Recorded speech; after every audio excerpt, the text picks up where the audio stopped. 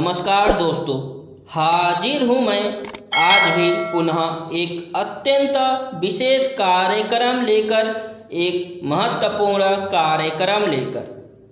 दोस्तों, विवाह एक ऐसा पवित्र बंधन होता है जहाँ दो प्यार करने वाले लोग एक नए रिश्ते में जुड़ जाते हैं, जो इस संसार के लिए बहुत ज़रूरी है, क्योंकि विवाह के बंधन से एक पुरुष और एक स्त्री से एक नए परिवार का निर्माण होता है, जो इस संसार को आगे बढ़ने में मदद करता है।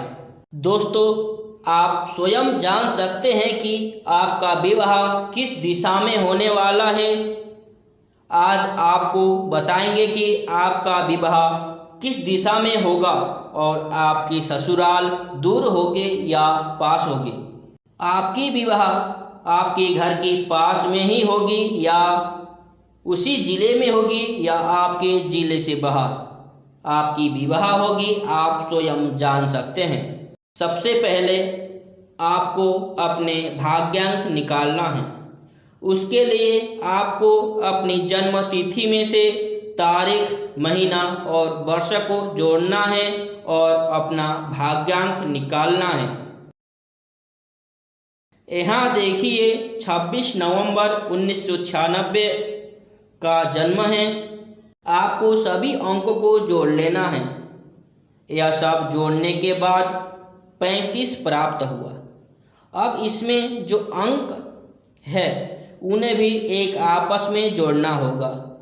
35 में 3 और 5 अंक है, यह दोनों को जोड़ने के बाद 8 प्राप्त हुआ। जब तक आपको सिर्फ एक अंक प्राप्त नहीं हो जाता, तब तक एक दूसरे अंक को आपस में जोड़ना होगा।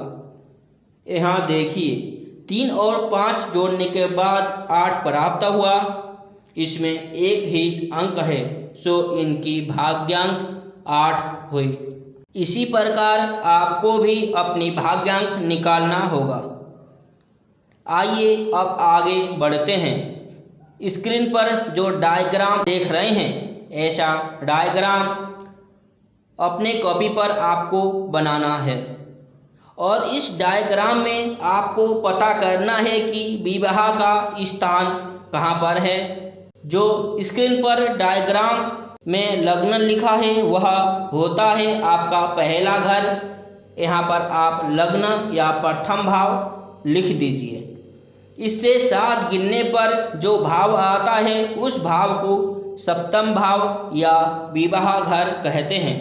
और फिर इसी विवाह घर से 3 गिनने पर जो भाव आता है वह भाव होता है आपका भाग्य भाव, यानी भाग्य का घर। जो भाग्यांक आपने निकाली है अपनी डेट ऑफ बर्थ को जोड़कर, उसे इसी भाग्य के घर में लिख दीजिए और शेष फिर आगे की गिनतियों को लिखिए। याद रखिए, 9 नंबर तक की गिनती को आपको लिखना है।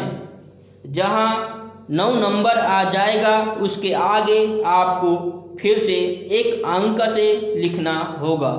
जैसे इसे आप देख लीजिए, यह आपका पहला घर के बिल्कुल सामने विवाह का घर। विवाह के घर के तीसरा घर भाग्य घर हुआ। जो आपने भाग्यांक निकाला था उसको इसी भाग्य घर में लिख दिया। भाग्यांक 8 आया था, इसलिए यहाँ 8 लिख दिया। इससे अगले घर में 9 लिख दिया। तदुपरांत के घर में पुनः 1 से 9 तक लिख दिया। 9 के बाद उसी प्रकार 1 लिख दिया।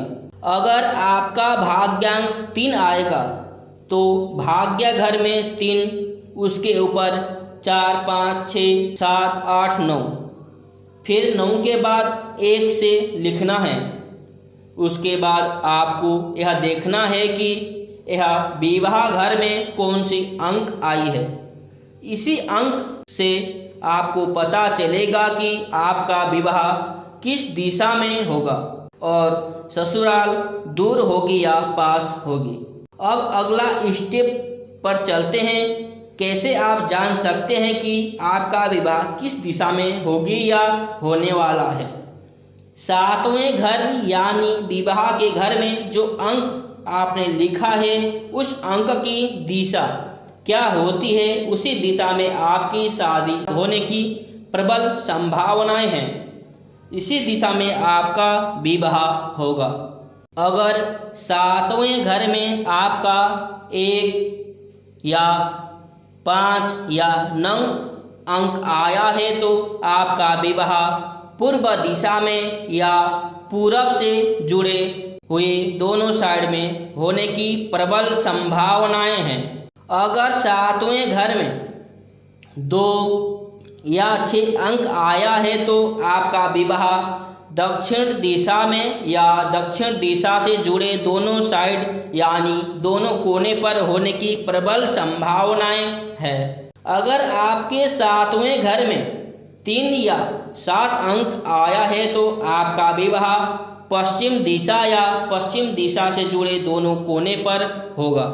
इसी प्रकार अगर 7वें घर में 4 या 8 अंक आया है तो आपका विवाह उत्तर दिशा या उत्तर दिशा से जुड़े हुए दोनों कोने में होने की प्रबल संभावनाएं होती है। अब हमें जानना है कि ससुराल पास या नज़दीक होगी या दूर होगी। आपके विवाह भाव में जो अंक आया है, अभी जिस अंक को देखकर आपने अपने विवाह की दिशा ज्ञात करी है, उसी अंक से आप जान सकते हैं कि आपका विवाह दूर होगा या पास होगी। अगर आपके 7वें भाव में 1, 4 या 7 अंक हो तो विवाह दूर होगी। अगर आपके 7वें घर में 2, 5 या 8 अंक है तो घर के समीप यानी नज़दीक ही विवाह होगा।